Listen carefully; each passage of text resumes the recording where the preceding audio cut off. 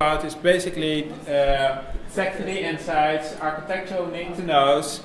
So I put a little agenda together of the things I'm talking about, and we're actually right on schedule. So the first 45 minutes I was thinking of giving a really high-level overview of the full architecture of all the things you need to know. Before that, I will just go quickly over the repository and all the things you need to know about packaging and building and installers and all those great things that you guys probably want to know how to do if you want to make a new release, a new version. And then in the second 45 minutes, I was going over an example. I've chosen the Gaussian blur, and the second 45 minutes I will actually show some code and show all the little details that you need to know of building your own filter. And if I have time, I will go into how to expand Seg3D with your own file importer, but that's only if I have time. I have about 50 slides, so I don't know how many things I will get time for. So let me first start with the project administration. So we have a repository. It's up here. It's called Seg3D2, and Arda is the administrator. Both Arda and I have been administrating that repository for the last 2 years. All the major releases that we've done about 6 releases so far. They all have their own branch, so if you want to go back to those ones, they're all tagged, and the trunk is the latest version that we're currently working on. Now, one thing you need to know is that this repository mainly consists of all the code that we wrote. Linked into that repository are third-party repositories that are basically linked in as SVN external, so they are actually their own little repositories that the main repository links against. So when you check out this repository, you get all these other repositories as well. The reason that they're externals is that they're shared with the projects that we've shown before, and they're shared with Skiren as well. So if you do a bug fix in MATLAB.io, it will propagate to all the projects here at Ski that link against that repository. And as you can see, we have a whole range of third-party repositories that this project is linking against. Now, Arda and I have been basically administrating those for the last 2 years, and if any one of you wants to make a change or go ahead, ask Arda for permission to commit to the. So one of the things is these repositories have their own ACL access control list. So if you need to make a change, you need to be part of the developer list for that repository. I think about half of the audience already is on most of these projects. So what we've done is we've taken like a library like Boost that doesn't have by default a CMake build. What we've done is we copied recent versions, put it up in a repository here, so we know exactly which version we are linking against. And we added a CMake list to it, so it actually builds, which has the advantage that we can then exactly control all the versions of all the libraries that we have. It used to be a bigger problem when, in the old days when we were doing Skiren, where I flew out and you didn't know who was having which libraries there on their system. So most of them, we just ship them and package them so everybody gets the same version. So there's no confusion about what's going on. And all the libraries are currently in source, in externals. The only dependency that we didn't include because it's huge and it takes forever to compile is Qt. And but you can download it from Qt at Nokia, or not .org, it's .com. You need version 4.7 or higher to run the latest version of Seg3D, and I would recommend version 4.7.0 or 4.7.3, which are the more stable versions of the latest Qt version. So we've been building and packaging Seg3D for the last 1.5 years. So there's a couple of need to knows if if you guys are going to build your own version of Seg3D and package it. So we've been depending on the Coca 64-bit version for this. This is all for the Mac, and I will go over the same list for Windows. There's a few little things that you need to know. So we work mostly with the Coca 64-bit version. We haven't tested anything with the older Carbon version. And I think now the latest version, it used to be on the Qt website, they would automatically point you to this one and not to this one, but I think the latest one is that one, but just make sure that that one is installed on your system. To build on Mac OS X, my preference is to use Xcode. You just use CMake minus the Xcode, and it builds you an Xcode project. If you have the DMG installed with Qt, it will automatically configure everything for you, and there's no real issues. We also made sure that the direct GCC make version still works, but I've hardly been using them, but I just tested it the other day, it's still working. There is some weird quirks where under Xcode not always the right scripts are run, so when you make a change to a UI file, you may actually have to compile twice before it picks up the UI pieces correctly, and this is an issue in CMake and scripting things in Xcode, which is kind of out of our control. You just need to be aware of it. To make an installer, if I prefer to use Xcode, you just select release mode and say package is the target, and then you say go and build, and it builds you the whole DMG with everything in there. It's all set up in CPack and CMake to do that all for you directly from Xcode. So and that's directly the thing that we generally give out to people. Now, if you are running on Lion and you want to make sure that you can also run it on 10.5, you just need to run in CMake and tell it that the target is 10.5. But that's all you need to do. That's basically the main issues on Mac. On Windows, currently we've only have support for Visual. Yes. Sorry, just to interrupt you about the Mac. Just to be clear, you're only supporting 64-bit architecture. We only do 64-bit architecture because these are the versions that only do 64-bit.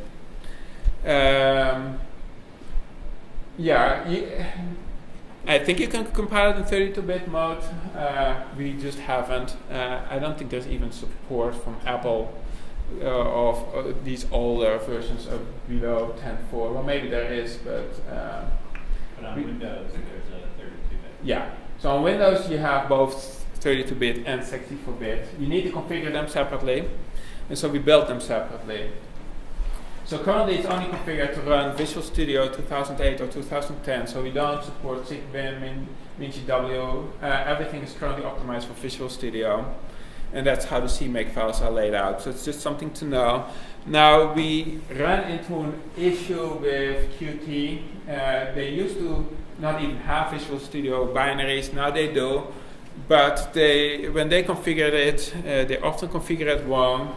And this is a specific issue with Visual Studio 2008. When you configure it, you actually need to switch on that it binds to the libraries you're giving it out for redistribution, which is this last flag that we've highlighted here in bold. This is basically the configuration that we use for all the installers that we have been giving to Ski.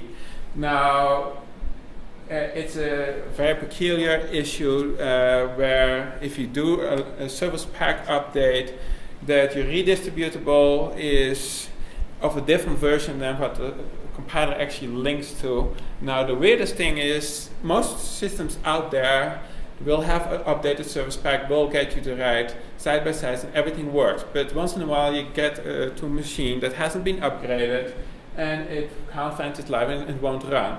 Now, if you actually bind it to the right versions that we're shipping, then everything works, and this is the magic flag to make everything work. So it's just so in our CMake files, it's set out everywhere except for Qt, since it's an external package.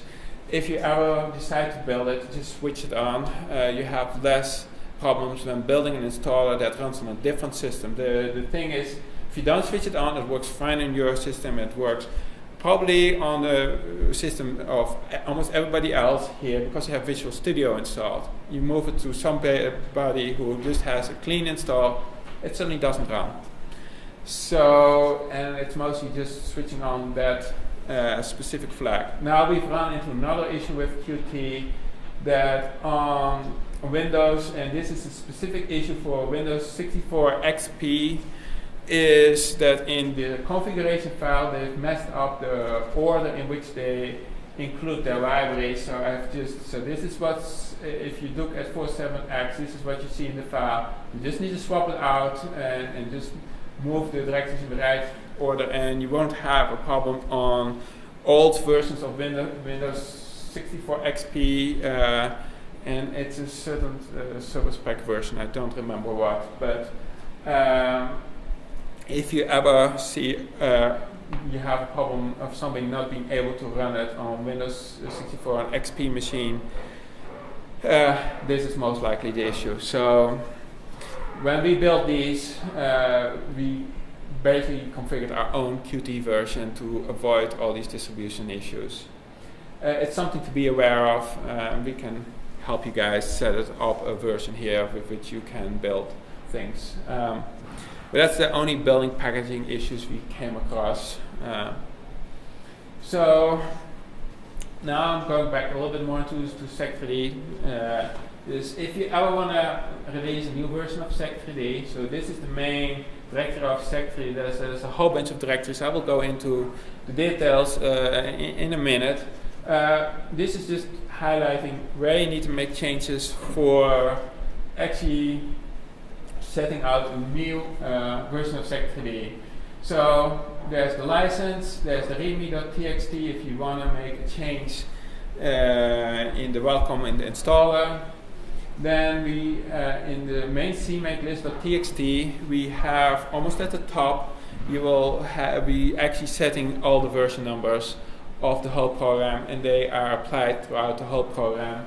And we kind of use Apple-style release numbers where we keep version 2 for the current line of programs, and then all kind of major releases are in the minor release number, and the patch number we use for bug releases. Then there's the release notes that we've been keeping up to date. And if you want to know the icons in the splash screen, it's all under resources and they're all nicely organized. So if you want to make a new splash screen, you just copy it over this one file and it's all updated for the next release. So these are basically the files that you need to update for new release. And that I'm so worthy is that I'm trying to make, I'm giving you as well all the slides, so you have a good record of all these things. So now I wanted to go more into the architecture that we set up. These were just all kinds of administrative things of how to build it. So I want to go over some highlights. Now one thing you have to remember is that without third-party libraries, we have about 200,000 lines of code in Seg3D. So it's about half the size of Ski-Run. So it's impossible for me to go over all the little details in less than 2 hours. So I'm just giving a high-level design talk. And now, luckily, I've kept Ayla and some of the other people here in the room. Over the last 2 years, we've had regular meetings, design meetings, where I've went over a lot of these details. And so I'm just going to show some of these details from a high level. But I assume that some of you already know most of the architecture, because I've tried to get people in the loop, because otherwise there's no way with that amount of code how to do it. So this is the, so let me first, so Dave is been showing all these projects. So let me first just show, before I dive into how the rest of Seg3D works, is what is the hierarchy of a project. So when you dive into a project folder, you will basically see all of this hierarchy. So there's a directory with data. data basically only contains nerds, and it's all the data needed to make for each session. But so the sessions and data go together. Here are the XML descriptions of all the state of what all the parameters, which tools were open, which layers were, in which order are they sorted, which viewer options did you have open. All that is stored in an XML file, as well as links to like for layer 1, we need to have data from nerd number 0 or from nerd number 1. So these two go together. All the data is stored here, and all the information about the sessions is basically stored here. Now, as you saw the provenance, we actually keep that all that information tracked in a database, and it's an SQLite database. And I hope it's pretty straightforward. What this means is this is the list of sessions that you have for the project. This is all the provenance. I will go over the architects of the database afterwards and the nodes.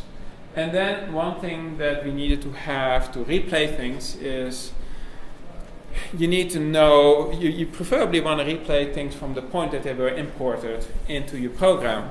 So input files, actually when you open and import a nerd file or a DICOM series, it's actually being slurped into your project, and each of these folders basically contains your original file names that the data was derived from. So we are storing that into the project as well. And you can switch it off, but then you won't have a full provenance trail. And then there's the main Seg3D file, which is basically an XML file. It's human readable, which has all the information of the name of the project, how many sessions there are. It's a very small file at this point. But all of this together is one project, and the program will try to make sure that it will make a folder for you and set this up automatically. And you don't need to know anything about it, but if you want to start debugging it, this is kind of the layout that we've chosen for these projects. So, okay, let me start diving into how Seg3D is organized. So there's basically 4 or maybe 5 different layers that we've programmed, and it has a strict hierarchy level where, for instance, the logic of the application doesn't know anything about the interface layer. The reason for that is that we want to be able in the future to run this as a standalone application that you can just use for parsing a large amount of data without actually having to use an interface on top of it. So it's already laid out for that. So let me go over the layers that we have. So we have a user interface layer, which is the top layer, which has all the main window, the menus, the tool interfaces, the dialogues, all the things dealing with Qt. And then I have a support library which I call Qt utils, which is all our custom widgets, all the OpenGL linkage, things that you could reuse for other projects as well. Then there's the application layer where we do all the layer management, the tools, the filters, the importers, the exporters, the rendering, all that stuff that's really specific to Seg3D. It's on the application layer. Now the core layer is basically the cleaned up core from Skiran. We took so that's where we started off with. We took like the geometry, the math, the string utilities from Skiran, we cleaned them up, and it's now its own core layer, and we added like data volume, state management, action management, more rendering pieces that we couldn't reuse from Skiran. But it's all there, and in a sense it's also written so that it's compatible with Skiran, and Skiran could in the future use this layer or merge it back with its old core layer.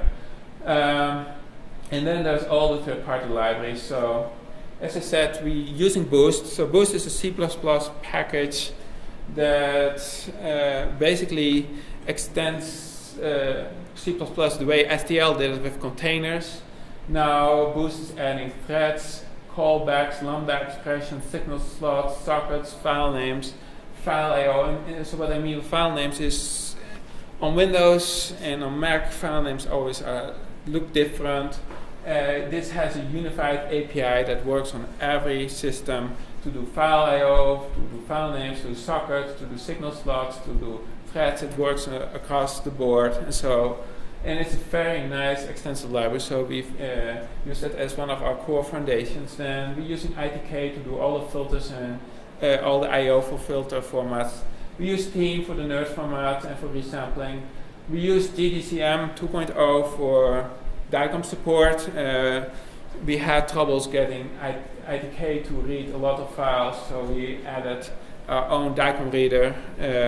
Then there's more things like libping, zlib, matlab.io, HDF5. So these are all extra libraries to enrich what ITK is offering, but adding even more file readers and file writers. Then we use TinyXML, which is a very small library, which is basically C++ based, but it's really easy to do object-oriented XML support. Much easier to use than libxml2, what everybody is using. SQLite is what we use for the database. And then Glue is for all the OpenGL bindings. We use FreeType for all the text rendering that you will see. And then we have as well a complete built-in Python interpreter into Seg3D. So we actually took the Python package and included it. The reason for it is Python has different versions, and the syntax of the different Python versions is not consistent. So we just providing a complete built-in Python interpreter, so we don't need to worry about versioning. And this is based on, I think, Python 3.1 or the latest version of Python, and it's all built in. Any questions up to yes? Have you tried building this version yet? I haven't. We've experimented with standalone one renderers, which just takes one little piece of here, and the rest of the application logic that works fine. But I haven't made a full headless version yet. I know that nothing in this layer depends on this layer, so it should be straightforward to do. Okay, is the Python interpreter kind of ready to drive the headless version? It is. It's completely in there. It just doesn't have an interface, so that's where things are. All right, so maybe a little overview or so. This is when you go into the source directory. There's the application directory is basically the application layer. It's this middle layer. All of the classes associated are in that directory. Then we have a bootstrap directory, which is basically for, like, we like to code up things in GSL and then convert them on the fly to C code. So there's a little bit of bootstrapping happening there, that's taking code written in different languages and translating it back in C++ so we can include it into the project. Then we have some extensions to the CMake system and configuration files for CPAC, which in the CMake directory. Configuration is a lot of automatically generated files that are used for including version numbers, etc. Core is basically the core layer. So core and application will be the two big layers. Then externals where other third parties are, and interface is where the interface layer is. And the main program actually lives in main. I will go and show a little bit more about plugins a little later. And the Qt utils directory is with all these custom Qt widgets that we've built. Like, we've built these combo boxes that allow drag and drop. We've built a Qt render widget, which allows rendering things. And resources is all the images and all the visual stuff that we produced for this project. So that's kind of the high-level overview. So now we've been talking a little bit about you can script things from Python, you can script things from a socket. We've seen that a couple of weeks before, where Seg3D was launching up over a socket and was automatically configured. The provenance buffer or undo buffer, they can automatically play things back, and the interface allows you to do a whole bunch of things. Now, so how is this all working? So this is the main working paradigm of Seg3D. So in order to ensure that the project is kind of stable, we wanted to make sure that the state is always in a proper state, so that we can save it at any time. And one of the things that we've noticed is to make the program stable, the key is making sure that state is always maintained. So what I mean with state is basically all the properties of the layers, all the settings of the tools, the display settings, preferences, all of that is in one big mechanism of state. And anytime I want to make a change in state, I need to post an action that describes what kind of things I want to change. And that action can come from various different interfaces. So it can come from the interface where I click on a widget or I track the mouse. It can come from a provenance buffer that says, well, you need to run this specific command. Or can come from a socket like the Shapeworks planning project, where it's driven from a different application. Or can come directly from a Python script. So all of these things are basically posted as an action, which is the central class of the whole Seg3D architecture. And we always go through these 3 steps where we post it, we just add it to a queue, and then the first thing what we'll do is we validate whether that action is actually achievable. So if you do a filter, is that the layer that you mentioned, is it still available? Or is the parameter, is that out of bound? So we check everything in the second stage, and then in the third stage we actually apply it and come to the new stage. And so this kind of loop we do almost atomically, step by step by step. We force the program to always be in a correct state. And it also, at the same time, it updates provenance databases, undo records, and all that kind of stuff. So that's the main thing to keep in mind.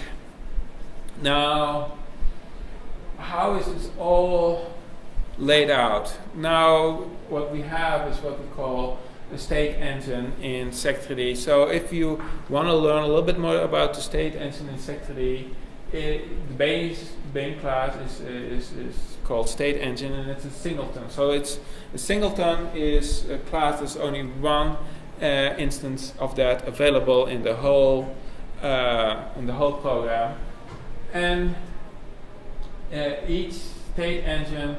So the state engine basically keeps track of state handlers, which are basically the base classes for all the main components. Like, for instance, if we have a layer, a Seg3D layer, its base class is a state handler, which inside of it has state variables, which keep track of all the little pieces of information. For instance, we have, so this is examples of what kind of things we have, like a range double. If you see these sliders, we keep track of what the minimum value is, what the maximum value is, and what the current value is. Or you have an option where you say, so some of the filters can run in different modes, and they actually spelled out the strings. There are about 20 different types of state variables that we have in the system, and anybody who's programming the system should just explore that directory and figure out what's there.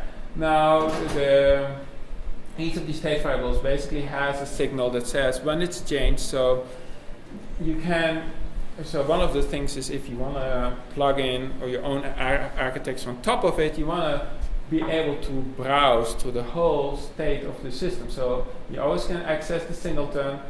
From there you can figure out where all the different state handlers are, like what all the layers are, or all the tools.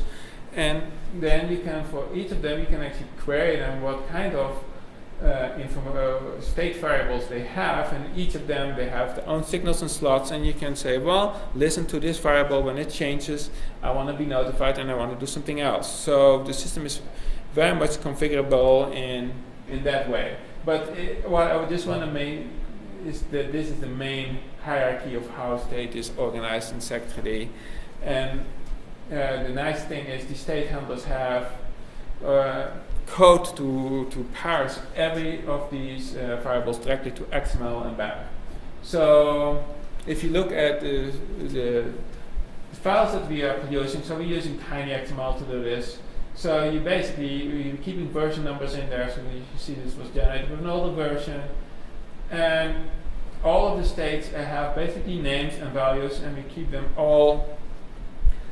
So basically the view, the tool manager is one of the state managers, and it has these two states. It has, which is the active tool, and whether it wants to disable the tools if you are only in viewing mode. And it just says, well, threshold tool 0 is the active tool. Similar, this is for instance view 1, it has all these different parameters, and actually the list goes on for another 10 pages of what's in each of these XML files. But the main thing is it's all stored like state, is the tag that we use, and then ID is the name of the state, and it has the value. And it's organized by views, by layers, and it's very much organized in the same way you would look at it in the program in C++. And for converting all of these values, like the true, false, back and forth to booleans, we use the string utils that we actually originally developed for Skiran. And we extended it a little, cleaned up the code, but all of it is there. Oh, here. So just back to the session file. Sure. So the first few variables are the active windows, right? Yes. What are the other variables underneath that? Oh, these ones? Yeah. So if you open up, so this is clipping planes, for instance, clipping plane 1, clipping plane 2, clipping plane 3. So which is the active active view? I don't even remember what that one stands for. Oh wait, this is just the general view. So this is the viewer that is currently selected. So these are just the clipping planes. X, Y, Z. I can open another file, and I don't know. You want me to show more of what's in the general? I'm happy to show. Let me. Maybe later. Oh. Okay. Well. Yeah. So a quick word on memory management. With a program that handles so much data. We had to make some assumptions on memory management. So my main assumption is, okay, so we're going to use everything using a handle mechanism. So it's all multi-threaded. So we use basic reference counting for almost every object in the project. So anybody who's familiar with programming Skiran, it's the same deal. Instead of Skiran has the counter inside the object, we have a counter outside of the object. We use boost for it. So you will basically see these kind of things typed as like boost shared pointer of an object layer. It's called layer handle. And these layer handles, you can make a lot of copies of them. They just behave like normal pointers. They all point to the same object. And when the last one goes out of scope, the object is deleted. But when you delete your layer handle and somebody else still has it, the object will remain in memory. So there's a counter that will just count how many layer handles are there. And we do this for all of the objects in there. So when you look through the code, you will often see that we do a forward declaration of class, layer or tool, and the first thing we do is define a handle, because that's what we assume how we do most of the memory management. The other thing that we kind of assume is that we are running on a 64-bit architecture where memory fragmentation is not a big issue. We didn't want to go into the whole thing of figuring out how to do this on 32-bit system when 32-bit systems are getting less and less common, and 64-bit is the future. So there is no smarts in Seg3 currently of pre-allocating large blocks of data, or we assume that the operating system is doing everything for us. Now, since we're using Boost, all the reference counting code is all thread safe, so we don't have any problem there. And basically, last object that holds onto a handle, and when it goes out of scope, deletes it. So that's basically the main rules that we use for all of the systems. So there is no real hard things about it. So how is data stored internally? So when you go in, you will see that in the code there's the main concept called data block. And data block is basically a pure block of 3D data that's stored in memory. And we keep only the minimum amount of data around. Basically, we keep the dimensions X, Y, and Z, a pointer, and what type of data it is. And we have a read-write lock for the multi-threading. And optionally, we keep track of an histogram, and the histogram keeps track of a min and a max value if it's needed. Now, most of this data block class is basically an interface class that you can wrap on top of a nerd object, like for team, or you can wrap it on top of an ITK object if you want to do ITK filters, or it can be just wrapped on top of an STL object if you just make a new version. And the idea is this block basically keeps track of these objects, and we have a single interface through all of these objects so that we can display ITK outputs as well as team outputs, as well as just normally hard-coded things, filters that don't even use team or ITK, and it's a very clean interface on top of it. Now, in the future, what Dave already showed in his future list is what we want to do at some point is do breaking and do large data support for out-of-core support. So in the basic concepts, we have already separated out what we call a data volume versus the data block. One is just conceptual, just the data. The other one is basically a volume. And in the future, we assume that this volume basically can point to multiple data blocks if you have multiple breaks. Currently, it just points to one, and it only adds the transformation information of what's my origin in space and what's my spacing. So that's currently, it's a very thin layer now, but we assume this layer to become far more interesting once we've done some other work in the future, but we'll see. And then on top of that volume, so this is only the volume, layers have all kinds of properties like brightness, contrast, transparency, layer IDs, all kinds of visualization options. And so for those, we basically have a layer object that basically is based on layer, which is based on the state handler. So we take this volume and add all these state variables there that basically tell it on how the layer should be displayed. And that's the top layer, and this is the object you will be working with mostly if you're using Seg3D. But this is the basic hierarchy of how we architect the data structure internally. Now, if you go to mass data layers, they are a little bit more tricky. The top level is still the same as a mask layer object for each layer. There's a mask volume for each mask. But we have mass data blocks. They basically are bitmaps into one data block. So we are actually compressing things in memory. We have a data block that is basically 8 bits, and we take 8 of these mass data blocks, which basically form one data block. So each of them will point to a different bit in the data block. So when you're making extra layers, so when you make a new data layer, it's allocating a huge amount of memory.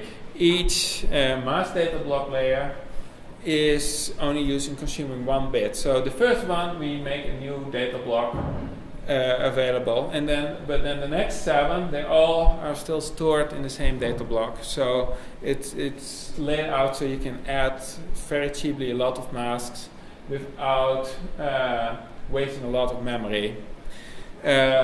So when you are looking, so one of the tricky parts is that it actually shares the read and write logs on the same data block. So one filter could be running on one mask, and the other filter could be running on another mask. They could underneath be sharing the same data block. So often when we're running filters, we extract the data out, make it into their own object, and run ITK on it, and then insert it back in a compressed way. But this is basically the architecture that we have for all the masks. Now, how is the main program running? So this is something you should know if you're programming it, what's running where, and how many different threads we have. So the main thread that is launched when we're running a program in Qt is what I call the Qt thread, and it's the interface thread. Now we've tried to keep application logic and interface logic separate.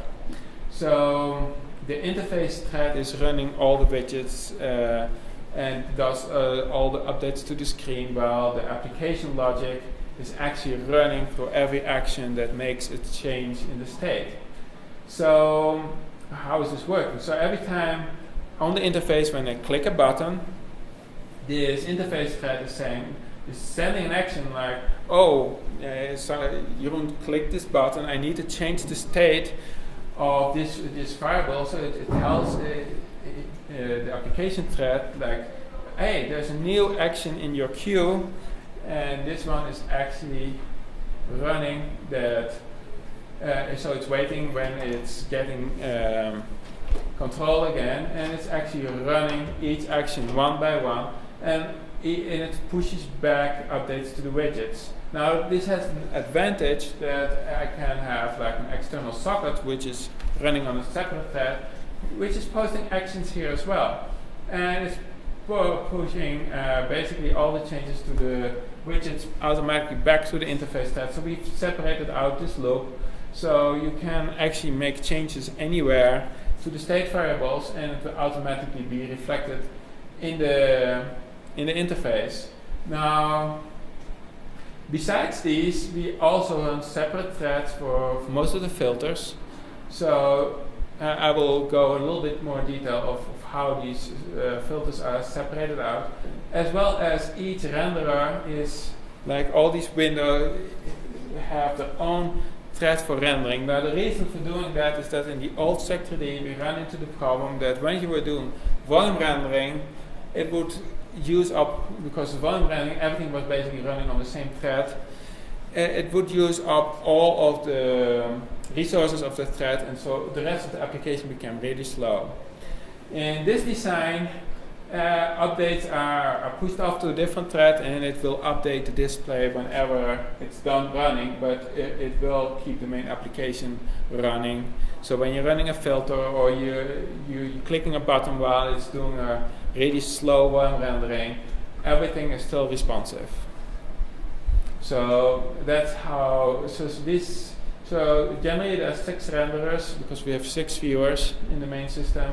Then there's these 2 main threads, and we have some auxiliary threads running, autosave and a socket, and we have, depending on whether you're running any filters, they're normally running on a separate filter. So generally we have about 10-15 threads running at the same time in Seg3D. The other thing so one of the questions that we had to solve is like how do you make the system extensible for other people without building a huge framework?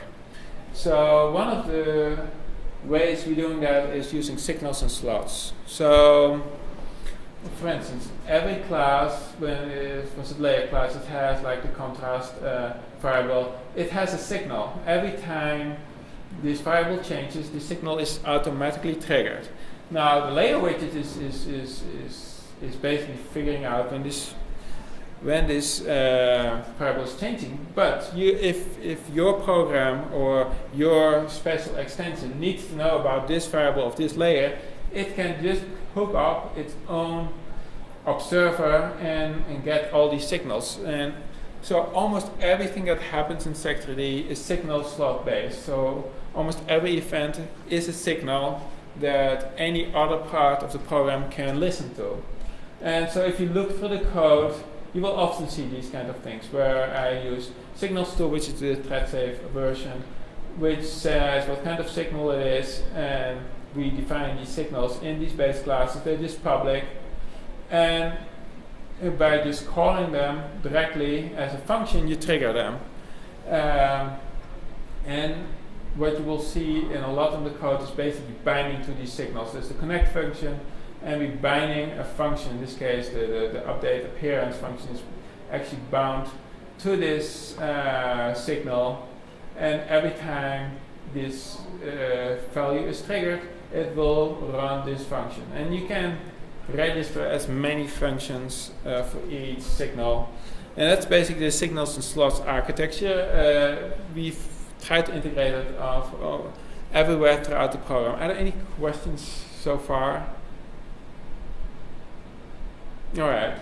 So So I wanted to go a little bit more in detail on what's actually happening with the action mechanism. So suppose I have a layer widget, and for instance the transparency slide is moved. What it will do is it will set an action set that says, well, for this layer I need to set the transparency to a new value. So all those things that need to be done are encoded in what we call an action. It's a base class, and it goes to the action dispatcher. That's the main core of the program, where all the actions that still need to be done are queued together, and they are basically picked up the stack one by one, and it's actually executing them. When it executes them, the action has a function called validate. It will check whether it's appropriate, and then it has the function run. And run is actually then setting all the transparency, and this one basically has a signal slot connection to update this one. And every communication in Seg3D is run this way. Now for widgets, and this becomes very tedious to program, so that's why we introduced the Qt-utils library, which basically allows you to set up all these loops of validation and synchronization automatically. And the beauty of this system is you can say, well, this state variable of this layer and this widget from my UI, just connect them. So you just say Qt-utils, it's what we call Qt-bridge, just connect this widget with this state variable. Once you've called that, you're golden, everything is connected automatically on the fly, and I will go over and show how this thing is in action in the next part of the talk. What you've seen for the people who've worked with Seg3D is that the interfaces often have this logic like, oh, I selected something that's not valid, suddenly everything in my tool menu becomes disabled or is enabled, or when I select an option, suddenly more options are showing. So we have all these options in Qt-bridge which says, well, enable this widget if this Boolean state is valid, or enable this widget when this certain lambda expression is valid, or show a widget if a Boolean state variable is valid. So we're keeping track of all of that to make all these interfaces dynamic. So to give an overview of which are the main components of Seg3D, and let me see, because you need to have a kind of an idea of all these components before I can actually show how to make your own filter, which is much easier after showing. So everything is basically based on singletons. So on the application layer, there's three main singletons. There's the layer manager, which internally has a layer group, which has data layers and mask layers. And there's a layer I/O factory, which actually is building these data layers or mask layers based upon files. There's a view manager, which is the central part of the Seg3D window, where you have the different viewers. And there's a tool manager, where you have all the different tools and a factory method that actually builds them. Underneath, there's the two in core. There's the two main pieces that you need to know about. Is the action dispatcher, where all the actions are basically dropped in, and it has an action factory that allows you to add your own action types. And there's a state engine, which basically all of these components basically are in their base class state handlers and are linked to the state engine, which keeps track of all the state of all the components in the system, so that on the state engine level I can just save everything to an XML file, or import everything back into an XML from an XML file, and get the state basically completely retrieved. Then we have a plugin mechanism in Seg3D. So if you make your own files, or you want to make your own plugin, we have compile time plugins for the whole system. And currently the pieces that you can write your own code for and register the code automatically are for a layer importer, so you can get your own importer. So if you want to have your own format and you want to read it in as a layer, there's an importer from which you can derive, and you can add that as a plugin in your own directory. We can do the same thing with tools and tool interfaces. They always kind of go together. One is on the application layer, which is like what kind of filters do I do. The other one is the interface. And then there's the actions. Anytime you want to make a change, you can. You need an action, and everything is currently action-based. So all of these things you can, at compile time, tell the make system to include new components. So when you go into the CMake files, you will often see functions like register library and classes, which basically says I have all these lists of extra files, and this is my library.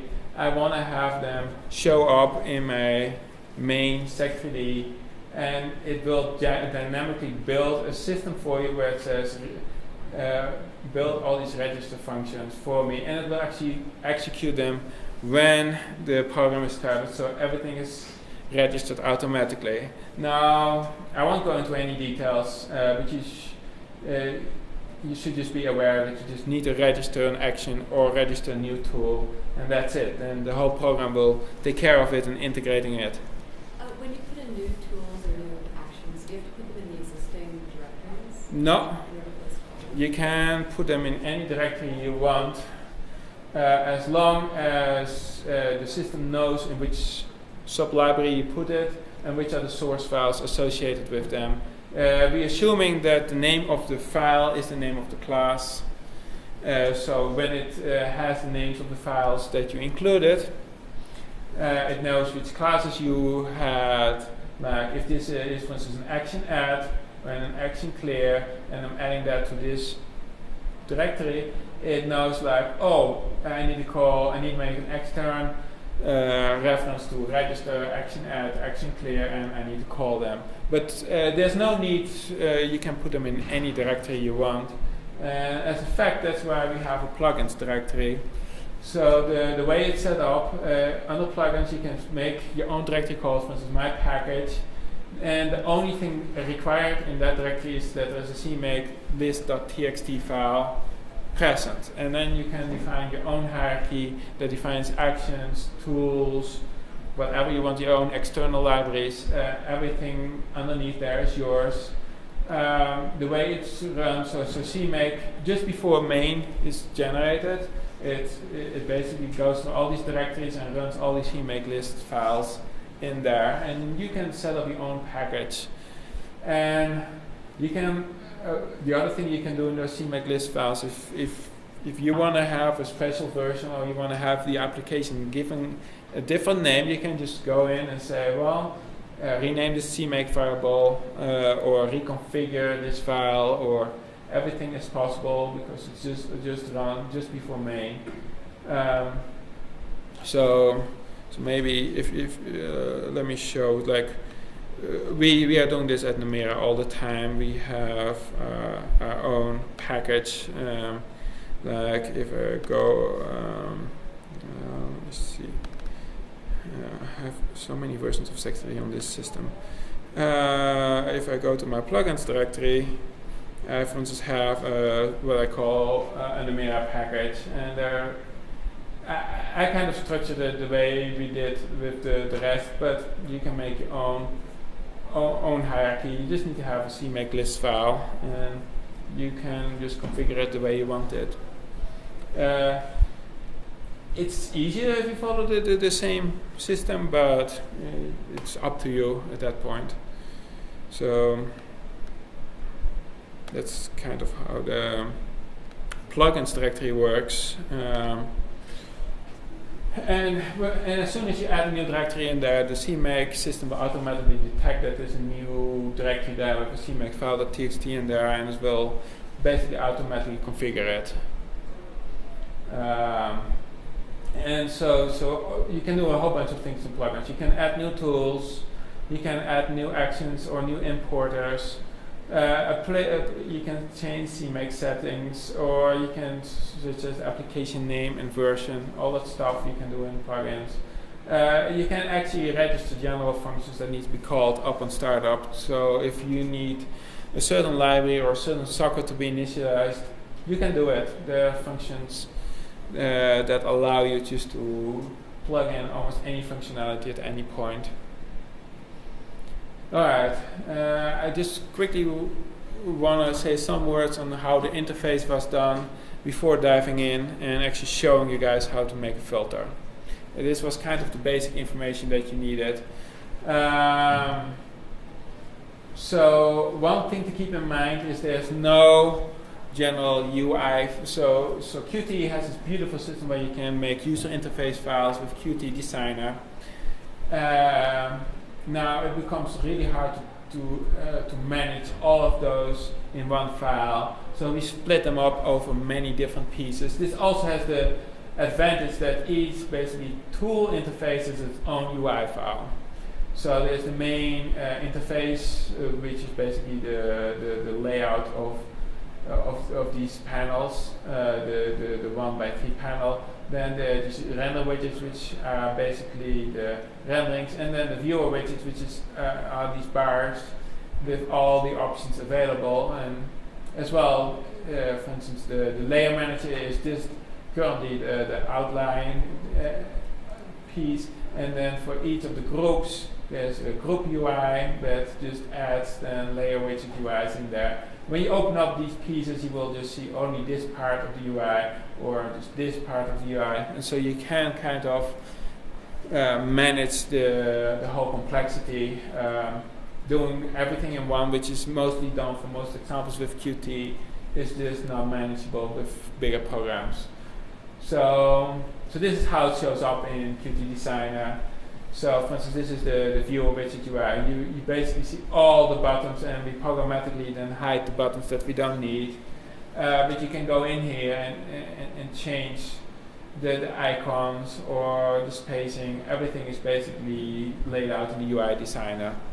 And this is done for this is the UI Designer of the layer itself, where you can see when we select these options, one of these boxes becomes visible. And here we just have them all together in one piece.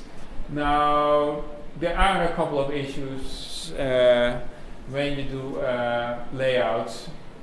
The main issue is between Mac and Windows. Font sizes are different. So if I specify font size 10, it looks very different on Mac versus Windows. On Windows it will look big, on Mac it will always look too small. So we, as a general rule of thumb, we keep settings to the default settings, which then will fill in a font size of 13 for the Mac and a font size for 10 on Windows.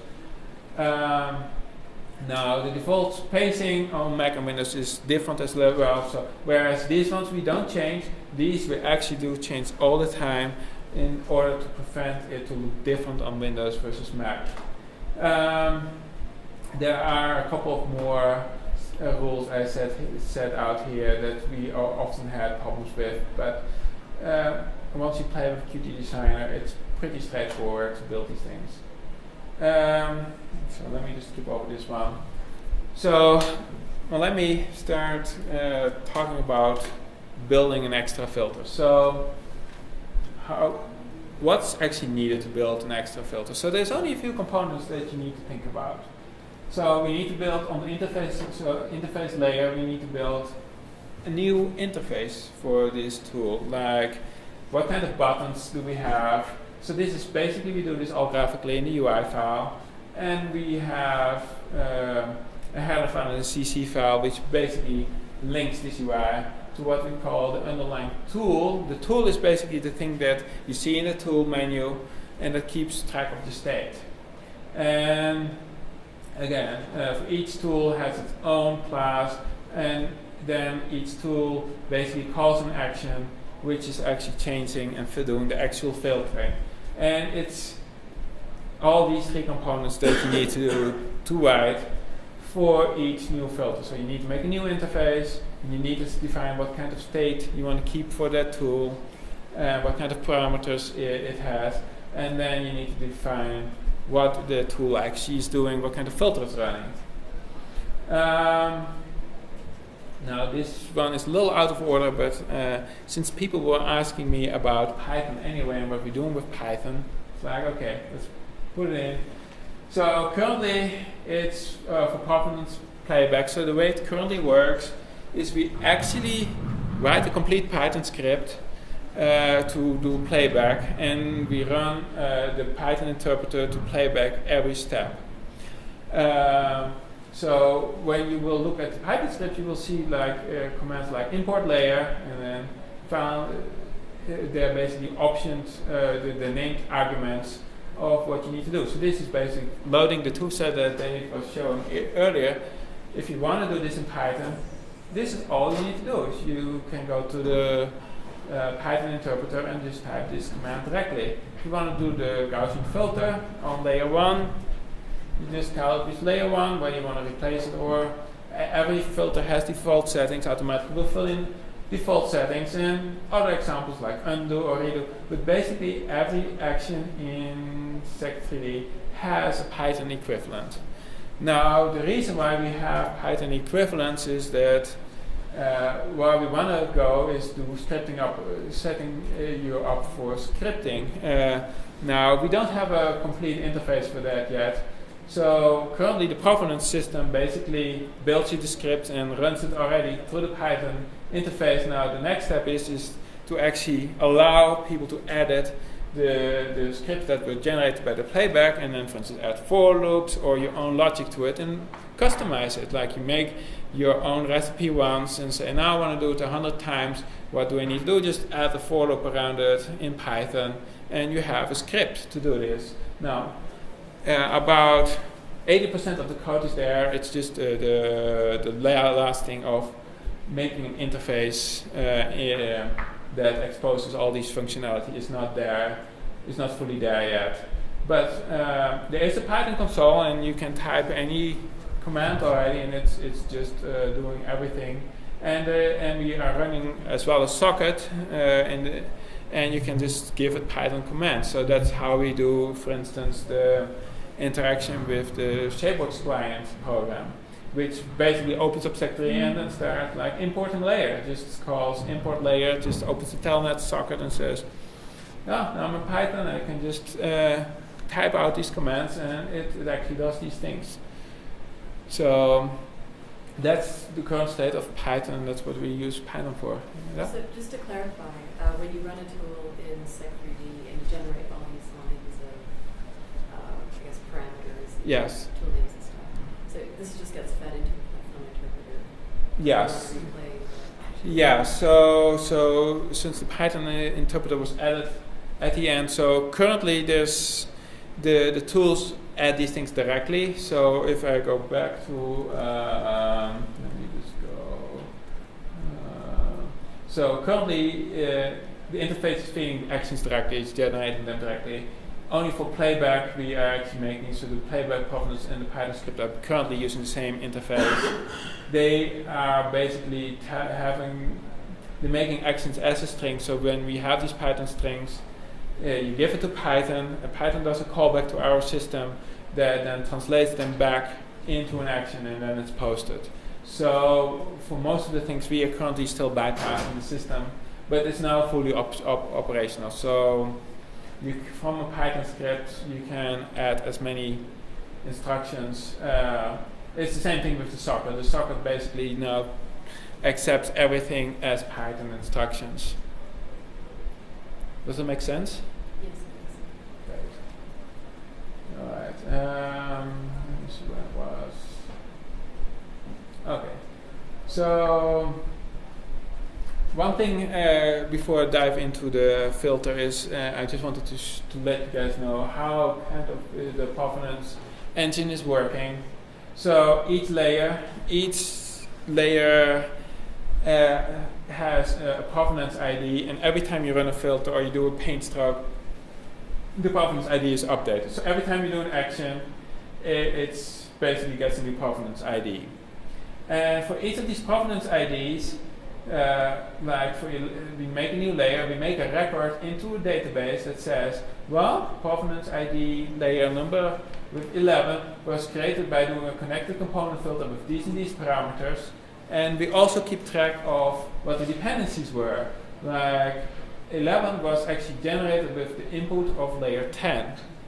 So, and layer 10 was generated with discrete Gaussian filter with sigma 2, well, there's probably more parameters, but that one depended on layer 9. Layer 9 depended on layer 8 and 7, and so we built this whole hierarchy of everything. It's basically a tree diagram of everything to figure out what you need to make this one layer. And because Seg3D is working on all these different layers at the same time, what we can now reconstruct is, based on these dependencies, is the minimum amount of operations that we need to do to reconstruct any layer at any time in its history. So when you open up the database, you will basically find this basic provenance table where you see all the provenance ID, the actions that were run, plus all the parameters, and there's also the dependencies. Oh, I mistyped that. The dependency layers, where you can just see all the connections. Doesn't make sense? That's how we store most of the provenance, and it's a huge table in a database.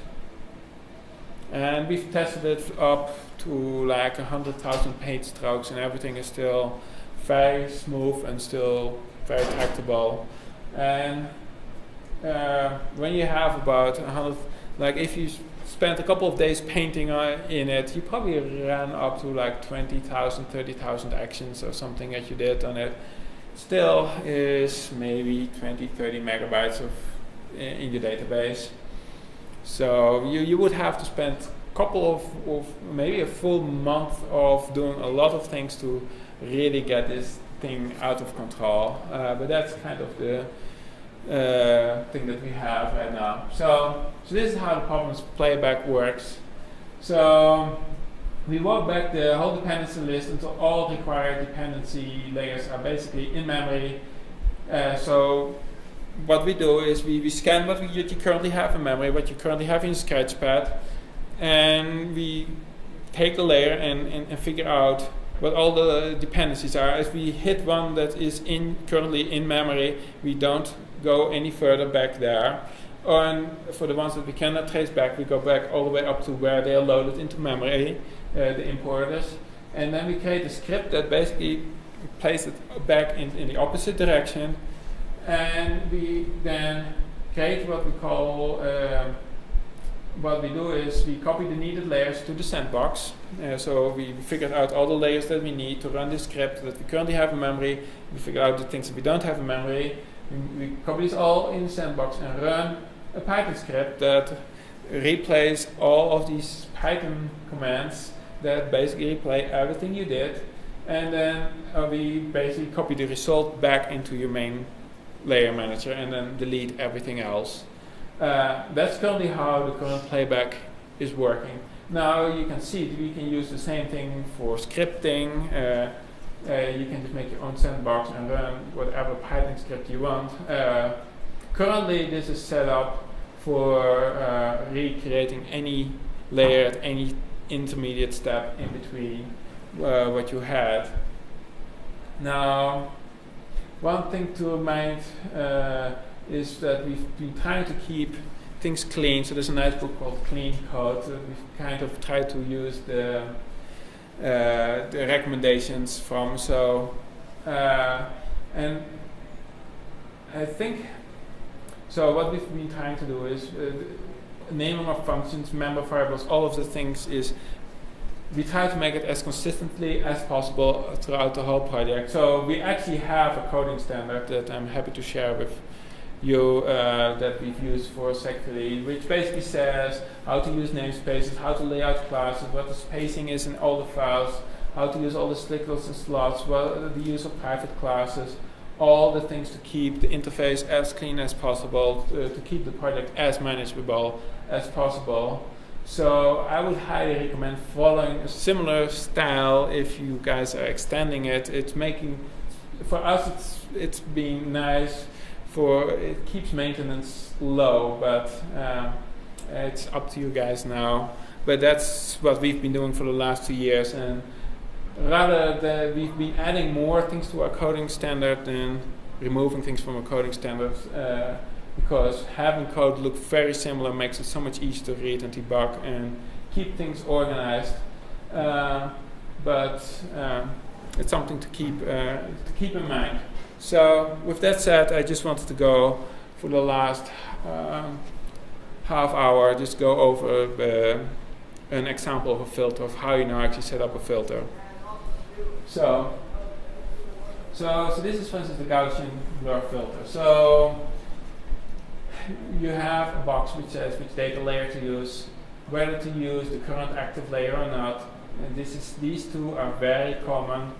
Almost every of our interfaces starts with that. Then whether the data format is actually preserved or not. So we run ITK in a mode where we actually lay out all the templates for all different data types, and they're all instantiated internally. So if you have 12-bit data, we'll run a filter on 12-bit with a 12-bit filter. If you have 32-bit data, it will run on the 32-bit. If you have floating point, it will run it on floating point whenever it can. So there's one parameter here, which is basically the blurring distance. Then we have whether to replace it, and there's a button for running it. So this was all laid out in the Qt designer, except for the top part, the orange part. All the other parts are laid out in the Qt designer. And the way you do this is basically pick one of your favorite filters that you have and start changing it. So I split it up in two pieces. This is the top part is common to almost all the filters that we have, and its underlying mechanisms are generating what we call a single target tool. It's because it actually works on one layer and it has a single target. And all these other ones are specific tool parameters that we need to lay out. So now I'm just going to show a little bit of code of how this thing works. So this is what the single target tool basically exposes to us. So this is how a lot of the Seg3D code looks like. So this is derived from tool as the base class, and it has these state variables in there. They're very much like the GUI files in Skira. You define them, you give them a useful name. So these are Boolean options, and this is basically the labeled option is the name of the layer that we have. But remember, in the UI you could actually select that. So there's a layer. So it's an option, a labeled options layer. So it's this type of state variable that actually figures out, that combines nicely with that box that keeps a list of all the possible layers internally that you could use. Then, like the use active layer state, it's a bool. We have a bool here, and we're gonna connect that up using the Qt breaks that I showed before. And then we keep two internal pieces of state that I'm not showing, but it's the first one keeps track whether a valid layer was selected.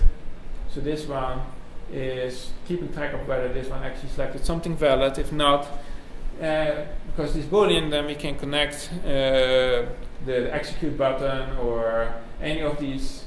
Well, so this is just the primary one, and this is the actual one that you want to use, whether there's a valid target being selected.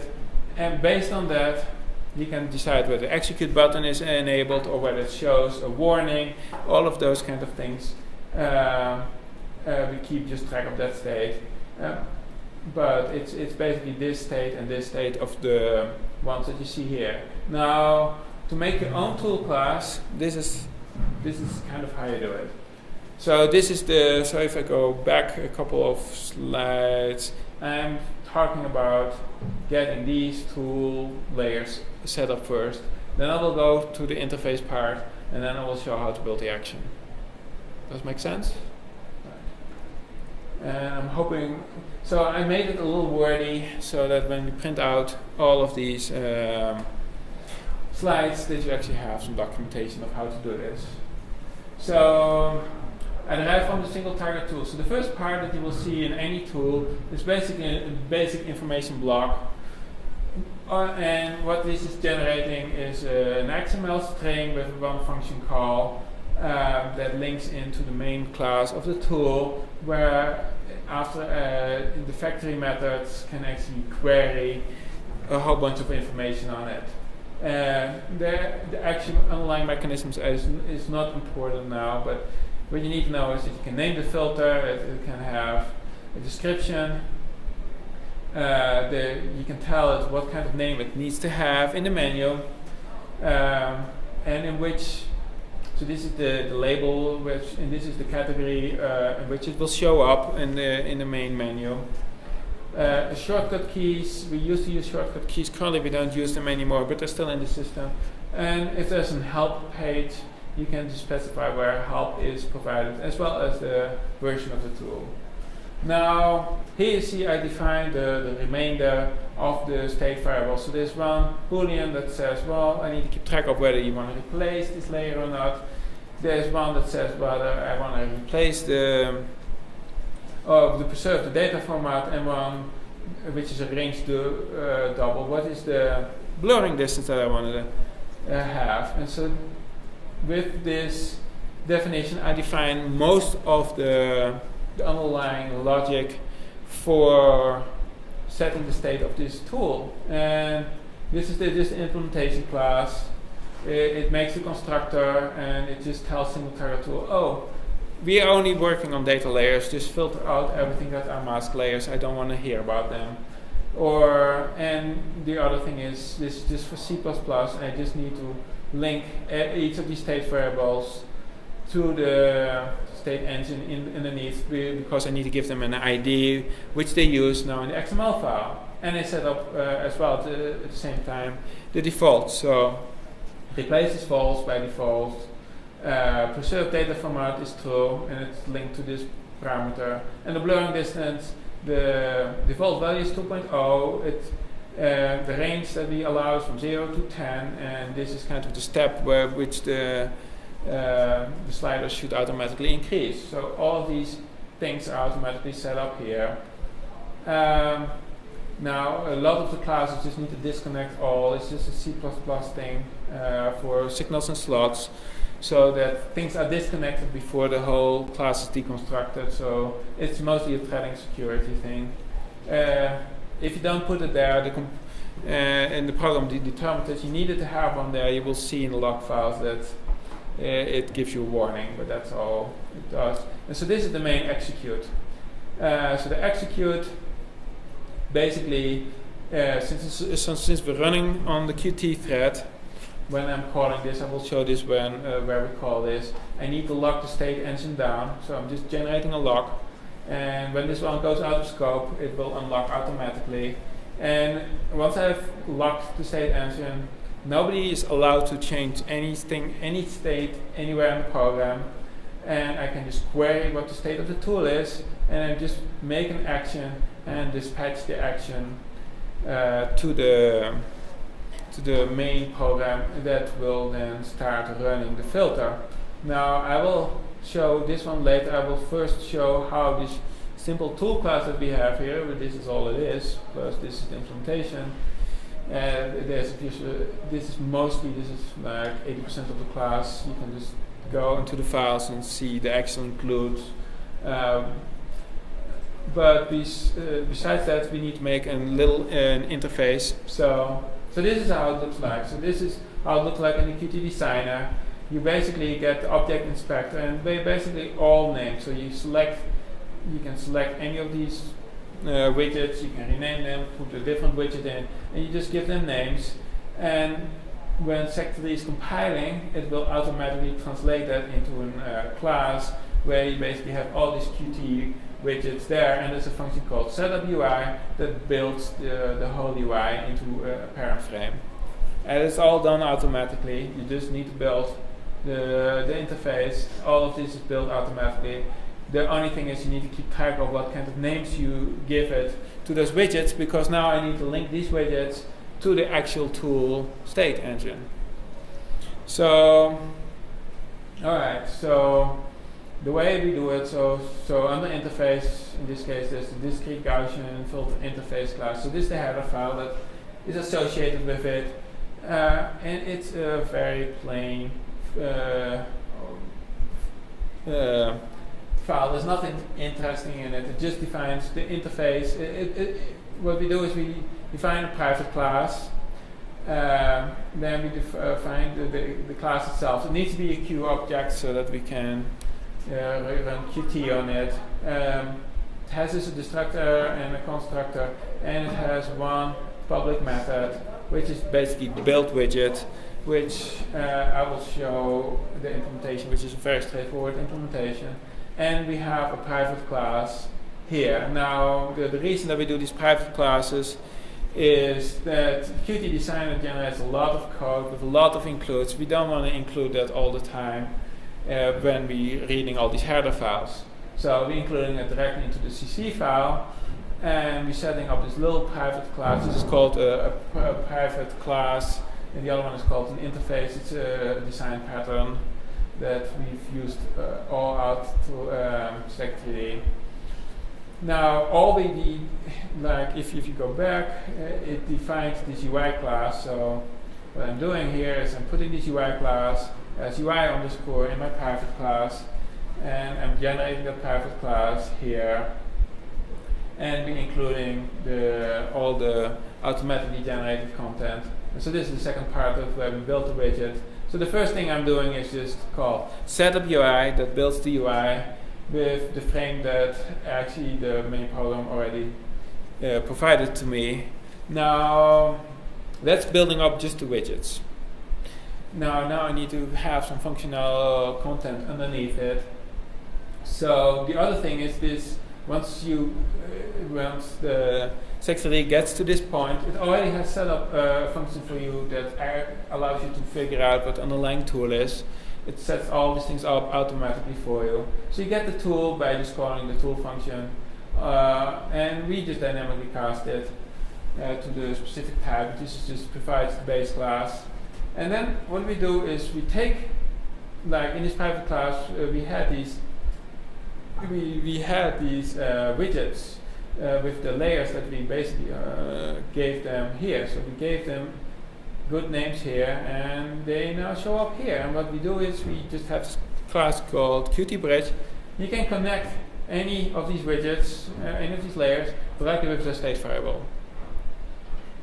So once you run through this connect function, whenever somebody starts hitting that button, it will verify an action, it will automatically update the state, and everything is kept in the loop.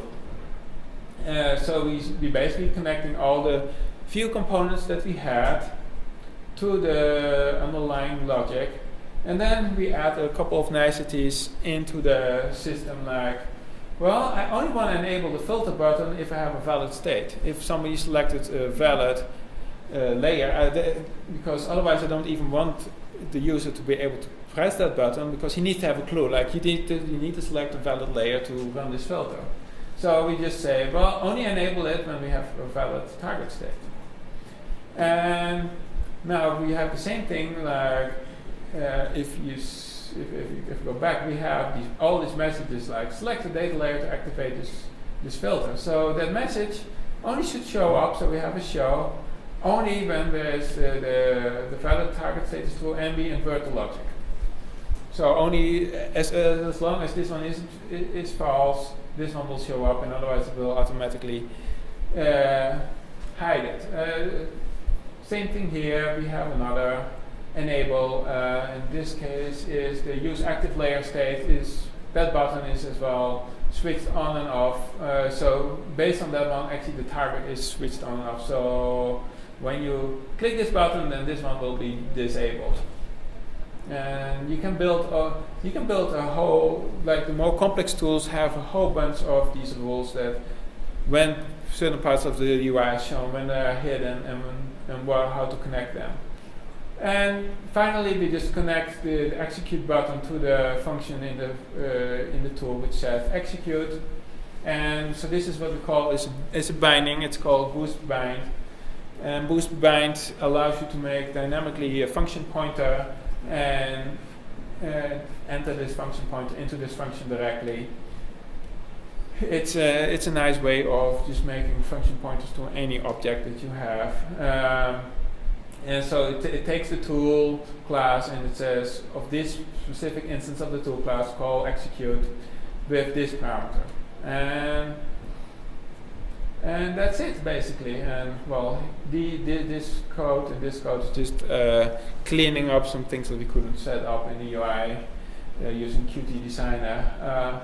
But that's the whole code of doing the underlying logic of the filter. So now we have a tool plus an interface that work together. Now the hardest part is actually building the actual action. So this is the action that I'm adding in.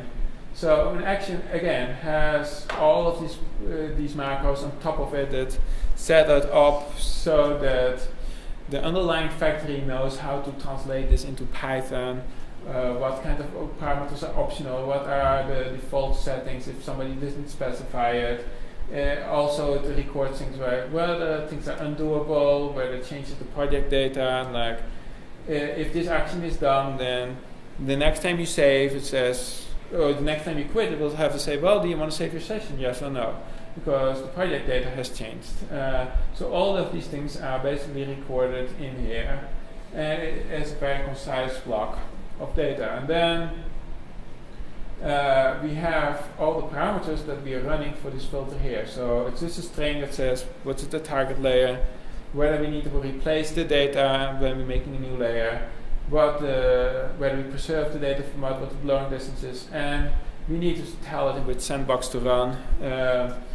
And here all that we are doing is taking these parameters and linking them into the main class.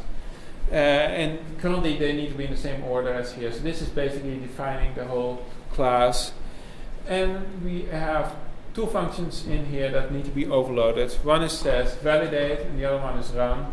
Validate will tell us, can we run this action, and is the outcome a legal state? If it's not, then we cannot run the action, and the program will just say, oh, cannot run this action, and will return the control back to the user instead of generating invalid state. And there's a dispatch function. This is just a convenience function that we've generated that basically generates this action and fills out these parameters. So it's basically creating a new one of these and just giving adding the values for that one. And this function was just called by the execute button.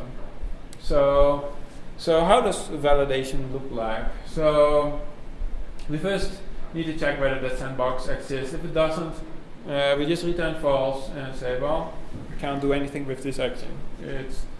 And sandboxes will be filled in automatically. And most of the time you don't need to worry about it. Then we need to check whether, between the time that the action was actually fired and the main thread is picking it up, all kinds of things could have changed. So we are actually checking whether that layer exists, whether that layer is of a right type, whether it's a data layer, and whether it exists, and whether it exists in that sandbox. If not, we return. Check whether the layer is available. So the layer may exist, but some filter may be running on it. So we check whether that layer is available.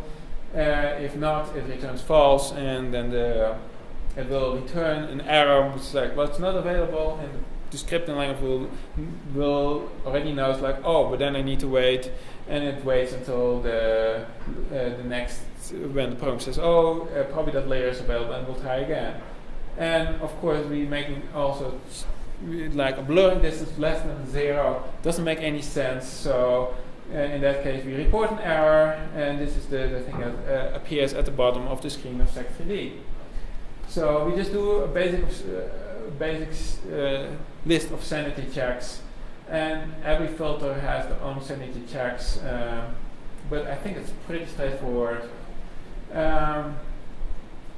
Now, okay, so this is one of the complicated things. Is we're running filters multi-threaded, so you can start a filter and it starts running, and we give you control back to Seg3D, and you can start another filter.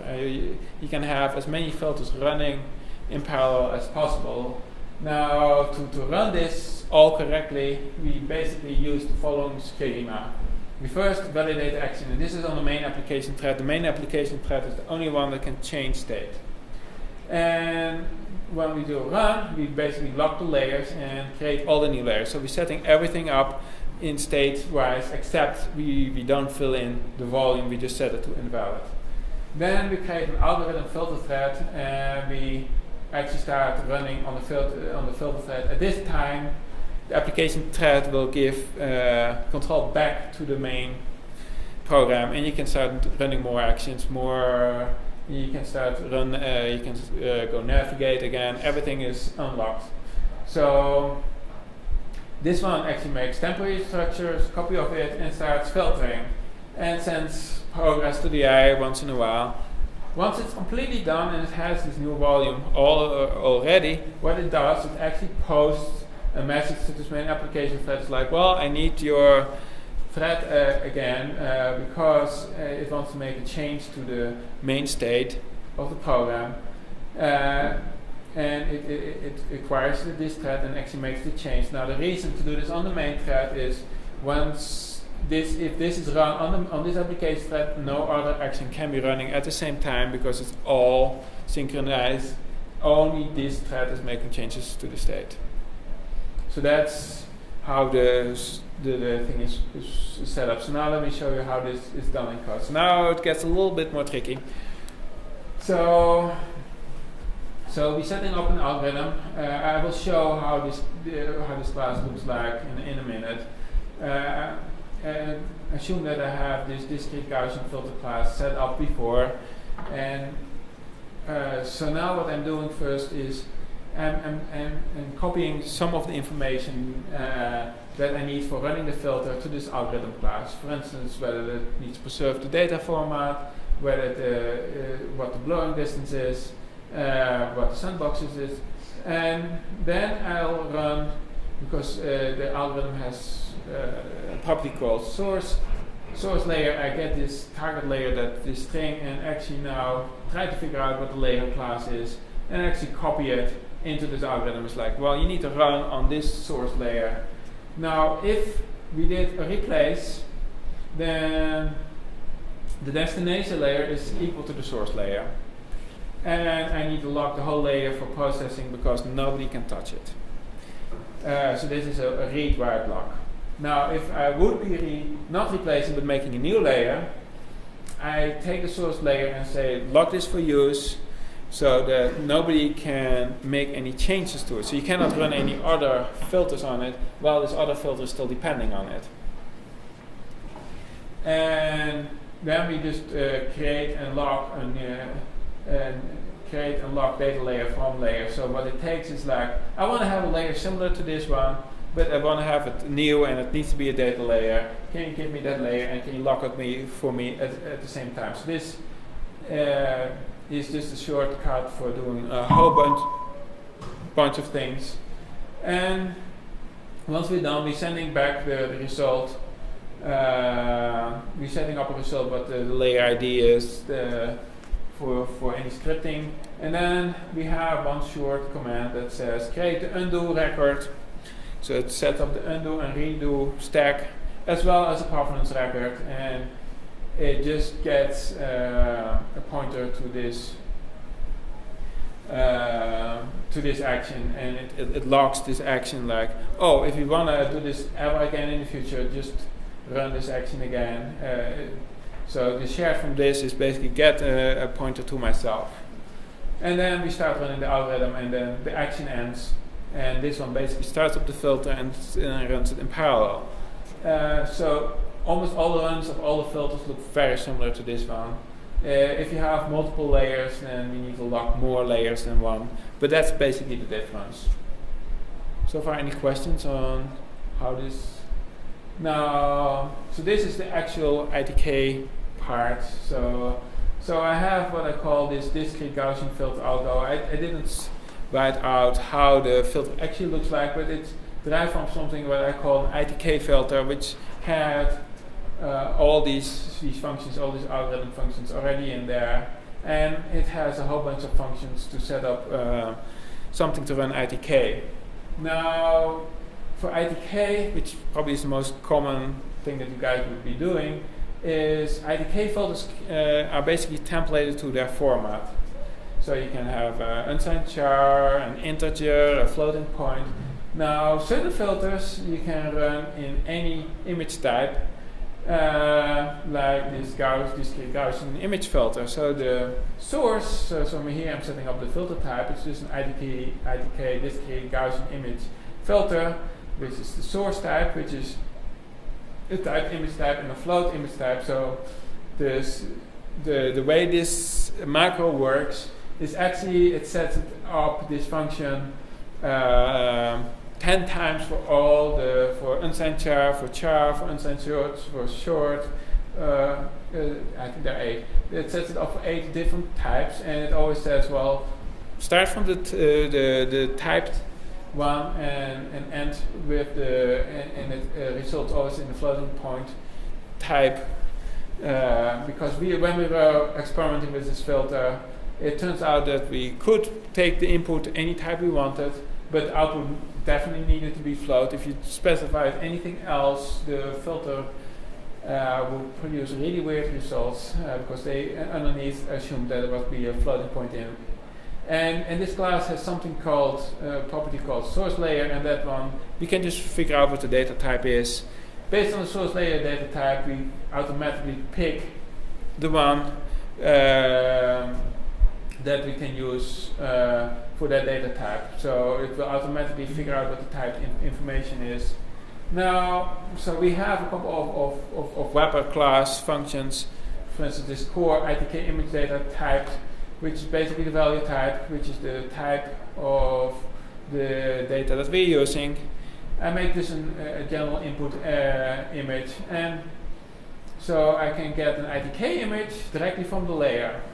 So, like if I want to have this input image, well, this is basically nothing more than a container, an ITK image wrapped in a thin container, and I can grab that directly from the source layer, and I will do all the internal conversion, and in the end I have underneath an ITK image available. I make a new instance of the filter, and since it's using, it makes everything as using templates, we need to have the type name in front of it. The next steps, as soon as I have this ITK, so this is the ITK filter that I'm just instantiating, is like, well, I want to have the information of aborting, and I want to observe the progress of how far the filter is running. So there's 2 build things that you can set up. You can forward abort that we get to ITK. Just make this call and say, well, whenever somebody pressed the cross button on the destination layer, let ITK know that it needs to stop as soon as possible. It's this one function call that does everything. And this is the same thing, but this is actually setting up how much of the progress is reported directly from ITK. So if you go underneath, it does a lot of things with ITK, but you don't need to know it. It's just 2 function calls, and your filter is automatically connected to our infrastructure. Then this is, for those of you who've programmed ITK, you just set up the input. So this input image, there's a function called getImage, returns you the ITK image in the ITK format, sets it up. We use image spacing off, it's a specific option of ITK, and the variance, which is basically blurring distance. We just set up the filter, and then we run the filter. It's very much ITK-like. I normally put it in a try catch. It's not consistent how ITK is reporting errors with an abort, so we check in the catch. So some filters throw an exception, some other ones don't. So we check both for an abort here and here.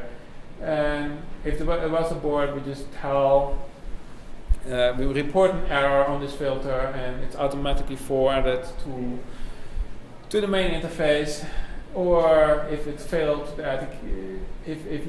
this is a general failure, we could even just catch the ITK error and get more information. Now, the last 2 basically is this process of putting things back onto the main thread and running and making the changes from there. Now, you don't need to do any complicated threading stuff because the base class has everything for you already. So depending on whether you're preserving data, you can say, well, convert the image and insert it into the layer, or just insert it into the layer, and you just get the output of the layer. of the ITK filter, the underlying logic knows exactly how to translate it, and then it automatically returns it into the destination layer. And that's it. And that's kind of it, what you need to know about building your own layers and adding in ITK filters.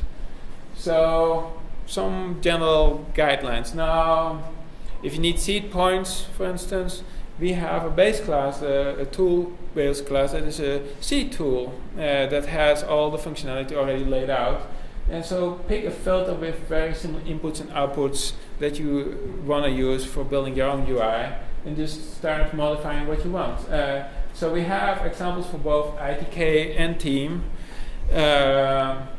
Most filters ITK, team are basically the histogram equalization and resample filter. Other filters like the fast erode dilate are just implemented directly in C++. So if you want to not use ITK or team, but you have your own functions that do directly in C++, we have those as well, and examples of those. And for each of those filters are basically derived from a different class. The ones that you implement directly are the layer filter.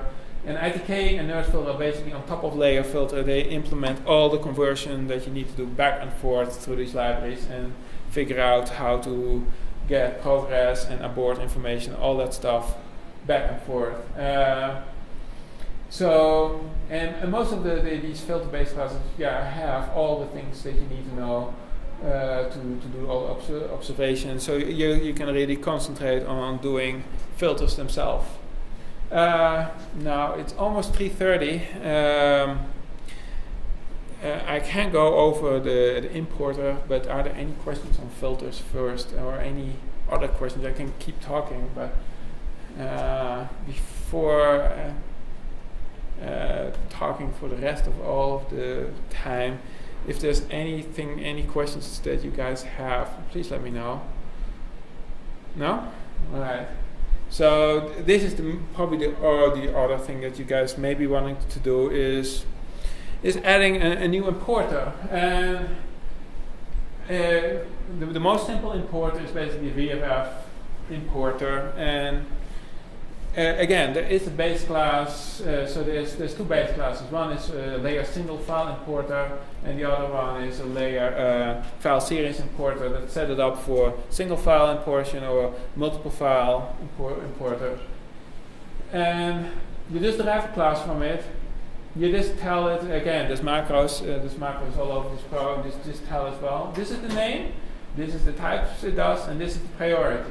We use a priority model so that you can add your own importer with a high priority to overrule anything that maybe the ITK or any of the lower priority ones would pick up. Like currently, since ITK does so many file formats, it's the lowest priority in our system because ITK does a lot of the files reading reasonable, but it has often made choices that, for instance, on TIFF you cannot read 32-bit TIFFs. It only does 16-bit and 8-bit TIFFs. Now, if you would write your own TIFF importer, you wouldn't want it to take by default ITK importer, so that if you give it a higher priority, you can make something that's more specific that deals with more types of data. Now, of course, you need to make a constructor. Destructor is standard C++ stuff, and I have a private class which has all the details of loading in data in VFF format. But basically, there's two virtual functions that need to be overloaded for custom importers. One is getting the file info, which is basically the layer file info handle, which tells me, well, it's a file of this data format, and this is the dimensions. It basically scans the file and the header, and this is actually getting the data out. Alright, so this is the priority. Already told a little bit about it. Normally the DICOM and ITK importer will be chosen last if a better one is available. So this is basically the logic that the whole importation system runs through. So you select. So when you select import, you select a file or a series of files, And you can obviously set which specific importer you want to use, but by default it's set to whatever it would work. And then we find an importer based on the extension you have. It finds the importer that says that can do your extension with the highest priority. And then we create this importer class, upload all the file names already to the importer, and then we actually come to your specific class that says run importer states, the importer information states, which is basically this first object. And based on that, that's where we show the second dialog, which shows, do you want to import this as a mass, do you want to import this as a data volume?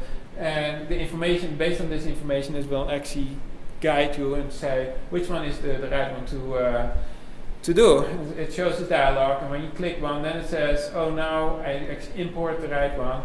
And this it imports just the data, and then the logic already afterwards will wrap a layer around it and will name it, and all of those things are done automatically.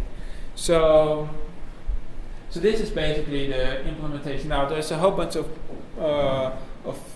code that basically reads VFFs, but I'm not showing that. You can look it up. So what we are doing is so it has a private class that is created by default when you construct it, and we check whether red header was already.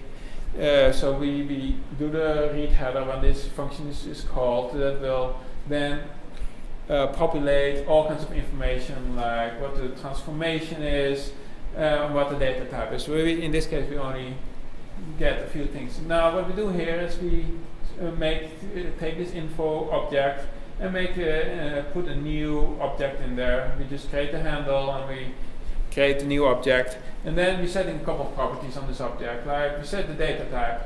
Now we actually scan the data type, and so we know what it is. Whether so VFF supports 8-bit and 16-bit data, so we can actually tell which one it is. We know the grid transform, which is basically the dimensions in X, Y, and Z plus the origin plus spacing, and it's all in one class. And we set that, and we set the other ones like, well, since it can't do floating point, it's probably we can always convert it to mask if we want to. And it just sets these 4 properties, and that's what it's returning. That's the information stage.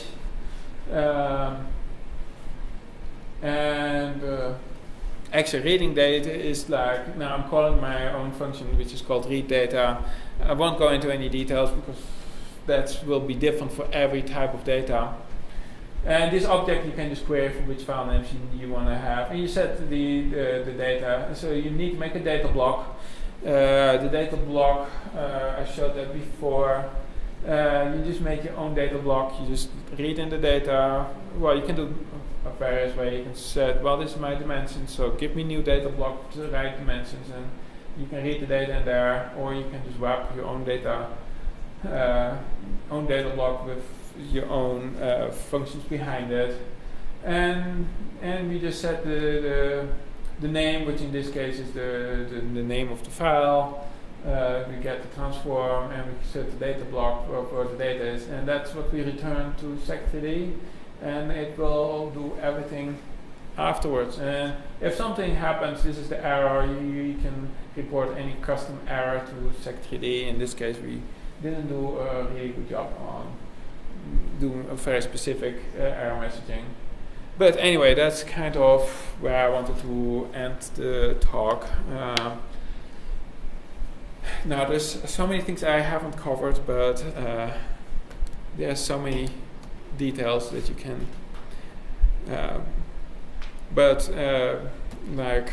Like I said at the start, we've done regular meetings over the last 2 years, and they often took more than 2 or 3 hours more than each, where we went over more details. So. Luckily, especially Ayla knows quite a bit as well. She's worked on her own importers, and Chris Zygmunt, who's not here today, she helped me with a lot of the design work as well up front, so she knows a little bit as well. Anyway, any other questions? Okay, so maybe just go back to the importers. Sure. Just a quick overview. What would be involved in setting up the grid transform? So if we people who Oh, sure. Let me just show you the class of the transform. It's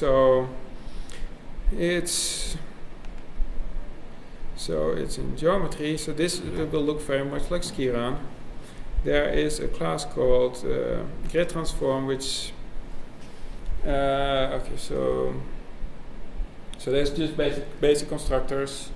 It's just a class that gets information. So we say, well, this is my dimension x, y, and z, the number of samples.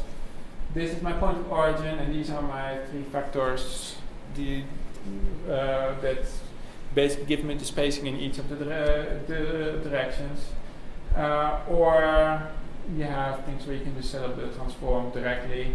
So it's based on what we call transform, and transform is basically linking you back to the old Skiran class that did a transformation, which as well has various constructors. Well, mostly they are point and three factors. It's basically, we've cleaned up this class a little bit since the days that it existed in Skiran, but it still has the same methodologies. And it basically has a matrix underneath itself. It's basically 4x4 matrix. But mostly it's easier to set it directly as this is the origin, and these are the three vectors spanning the space. Okay, and then so say you're writing your own input. Yes. How do you then go from that file format to figure out the transform? To figure out the transform. Yeah, if you Well, want. Or the yeah, well, I can show you some of the imports. So all the importers are basically here on layer IO. maybe So this is the VFF. yeah, let me show you the VFF a little bit more detail. All right, so I've showed a little bit of the details here. So this is basically the private class. So let me just go to read header. So this is what we're doing. So if the header was already read, then so let me see where I get the space. So do you have anything like spacing? Okay, let me see where. So for instance, this is where we figure out what the bits are. So I think it's at the end. yeah, it's in the end. So data types are basically core data type, and then we have data all enums. I assume it's here. Okay, here. So we are finding what the origin is. So we're making a point that's called origin, and it's 0, 0, 0. Point again, it's the same class as we had from Skiran. And then spacing. So we're making a spacing factor because they are reading basically. So if it's not defined, we just put them 1, 1, 1, 1. So I have spacing, I have a vector with basically spacing x, y, and z. So this is how I set up transform. I take the origin and then I make a vector with spacing x, 0, 0. And this is where the spacing is y, and this is where the spacing is z. It's just the three things that span the grid. Then I make this into what I call a grid transform, where I just take the dimensions of the data and add in the transform. Now I have the complete grid that defines my data. Now we have another property where it's always a case whether things are cell-centered or node-centered, and you can set whether it's cell-centered or node-centered here if you want to. This is basically setting up the grid transform. That's it, and this is the grid transform that's then directly copied to your Seg3D. Now the other thing that you may want to see is how to set up the data block. So there's something called standard data block, which is basically does an STL object. So we know the grid transform has basic function called nx and y and z. This is the dimensions, and we have a certain data type, and we say just give me a new data block, and you have a new data block, and it's all allocated, and then we just read in with basically with fread or whichever, or in this case we use if stream. You just read it into that memory block that you allocated, and that's what we're handing back to Seg3, and it will do the rest with it. Under what conditions a imported data volume would be masking? So mostly I'm looking at data type. If it's a floating point data set, there's no point. I'm mostly assuming that it's not data, that it's not mask compatible. It depends on your data. If you know it's saved by a program that can only save data in grayscale, and it doesn't make any sense to assume that this is a mask, then I would say it's not compatible. But in our case, most of the data is mask compatible. But mostly when we see something is double data, it's like, well, this is probably not mask compatible, so don't show the option to the user, we'll only confuse them. So that's kind of the guidelines that we've been using. I was also wondering, where is the socket implementation? The socket implementation. Switch library. Yes. So there's a directory called socket on the core. I think it's on the core or on the application. Let me see. Oh, here. On the application there's the socket. There's the action sockets. That's where the implementation is. Yes, sure. I was just going to ask, what variable is dependent on displaying the slices once they are imported? Once they're dependent imported. on the file name, or is there some variable you choose to sort the data and then display it? So inside the program, you want to know what's keeping track of the slice. Yeah. Okay, so one way of figuring out is basically going to the controller window, and we can look at the state variables. Now, each viewer, like we have the viewers here, they keep track of basically positions. Let me see. So it keeps track of a slice number here. So for each viewer, it knows, well, so this was in volume 1, so let's go to, so there is slice number. So that's the stage variable that basically keeps track of, so this one is basically viewer 0, this is 1, this is 4, 5, let me go and see 4. Because it's basically laid out as grids from 3 here and 3 here. That's how they're numbered. So if we look here, let me see if that. Oh, yes. So yeah, we start numbering by 0.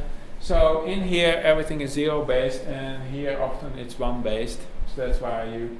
But for instance, if I go here and change it, you can see it's actually linked into that variable.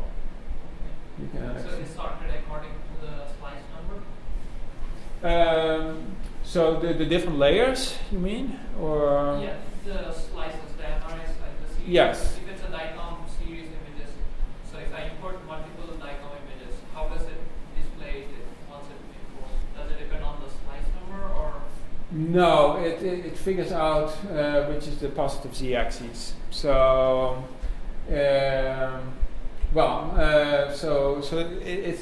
so based on the slice number, we figure out what the whole volume is. Then, depending on these, so you actually have different viewers. Like this will be a slice number in a different direction. So we reconstruct the full volume and then figure out which slice it is. And like the other thing we are doing when importing the data, if your slices were basically coronal slices or sagittal slices, we reorient your whole volume so that everything is basically axial stacked in memory. So when you export it, it may be in a different orientation, but we made sure that all the transformation information has been transposed as well at the same time. So that's the problem I had was like what I imported one of the images, but it displayed it in a different order than I expected it. When I used the MATLAB to sort it according to the instance number, yes, it sorted it right. But without that, it had like the slice which has to be at the bottom Yes, and so we trying to. So one of the things is we're trying to make it consistent between different sources. So if you see that your z-axis is pointing in the negative direction, we actually flip the order completely. So this is the issue. So suppose you have a data volume that is ordered in this direction, and you want to do you mask it with a data that is ordered in a different order. We can, for efficiency reasons, we want to have every of them stored in the same order in memory. So that the first bit is always on top. So when we read data that is like this, what we do is we actually flip this one back here, and we flip the whole volume upside down. So, but it's still the reason is that the z-axis of both data sets are pointing in the same direction. It's just a question of metadata. So you could, so we have operations to flip it. There's a flip tool. So if you say, well, I always thought of the data opposite, to just flip the data. The only reason is that we try to keep data consistent in memory, so that it's always the x and y. It's always doing x and y planes stacked on top of each other, because you can see diagrams like where if this is z and this is like y and this is x, that are basically stacked like this, where they just stack in a completely different order. And so when we actually get that data, we actually commute the data in so that it's always stacked in the right way. So we can actually run IPK filters on combined data sets. So that's the whole reason that we flip the order. So when you number the data, and there's metadata that says that physically the z-axis is running in the opposite direction, it will try to follow it along the z-axis. So often with DICOMs, you can see it, depending on how it was scanned from top to bottom, you may have a different numbering, but we still know where the patient position is, and so we figure out what the patient position is and reorder that way. It wasn't just like a splitting of the thing, rather than it was like a jumbled arrangement when I opened the segment. So the other thing is how systematically were the files named? It looked like they were in order, but it was like if you sort according to the file number, then it would be like in a jumbled order. But if you sort according to the instance number, then it would sort things right. Oh, so this is the instance number in. So it currently organizes the data. It reads the file names. If they have numbers, it will use the file numbering. Oh, okay. Is there a way I could change it so that I can? Let me think. Well, there's a way. Well, not in the current version. We assume that things are, or it's a very uncommon case to have things ordered in the file names being differently numbered than the order. So that's why we didn't implement that.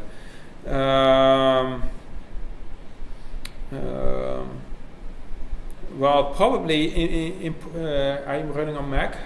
These are DICOMs.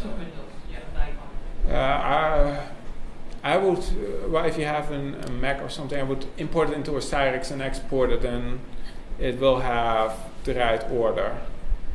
What was that again? On the Mac, you have a nice program called Osirix.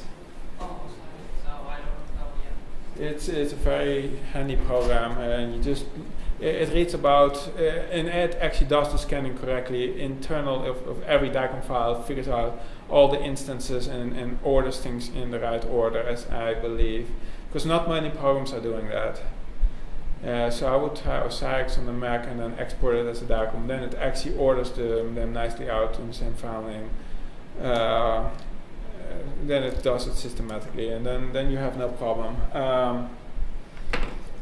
Yeah, it was one of the constraints we thought was not very common. So yeah, currently we kind of follow the ITK model, which does the same thing. It just scans the file names and figures out. So that's where you have a problem. But I think if you just import it into a Seg and then export it, it should be fine. More questions?